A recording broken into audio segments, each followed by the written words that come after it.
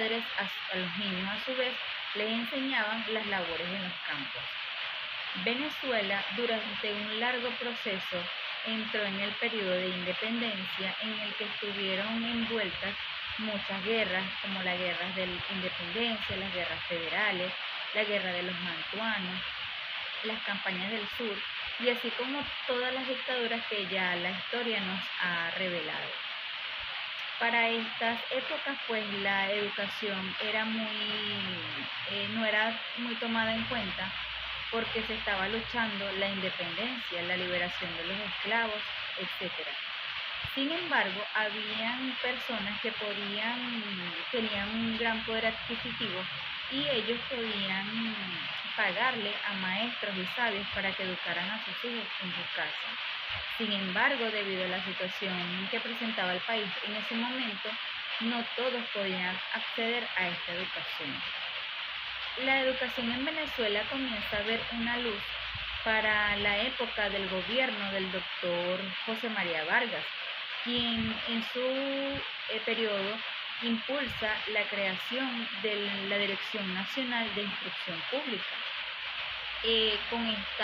Con este decreto, él buscaba que personas de bajos recursos pudieran acceder a la educación, que la educación fuera masiva y gratuita.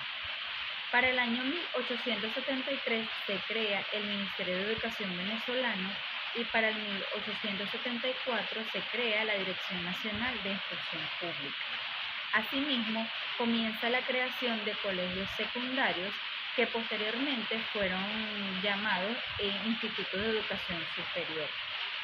En 1881 se crea el Ministerio de Educación, que se convierte en una prioridad para los gobiernos, pues se buscaba la masificación de la educación. En 1948 se crea la Ley Orgánica para la Educación, que buscaba regularizar ya todas las escuelas que existían para el momento, así como todos los derechos y deberes que podían tener los estudiantes hasta ese momento. Se buscaba que la educación fuera amplia, que la educación fuera gratuita y que fuera accesible para las personas sin importar su clase social. Desde inicios del siglo XX hasta finales de la dictadura de Marcos Pérez Jiménez, puede decirse que la educación en Venezuela fue creciendo muy lentamente. Existían escuelas primarias y secundarias que tenían muy poca matrícula y todavía faltaba una gran población que pudiera acceder a la educación. En los años 60 comienza el auge, por así decirlo, educativo en Venezuela. Se construyeron durante este periodo una gran cantidad de institutos educativos, primarios, secundarios y de educación superior.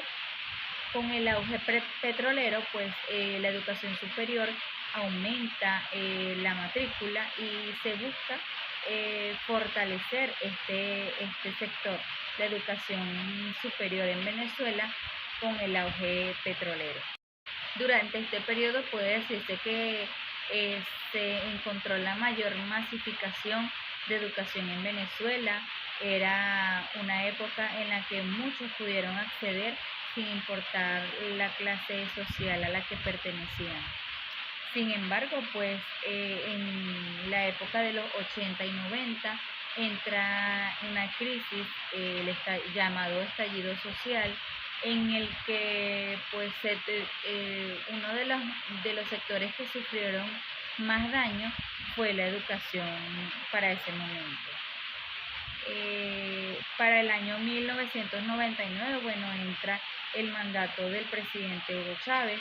Él hace la reforma de la Constitución, igualmente de la Ley Orgánica de Educación.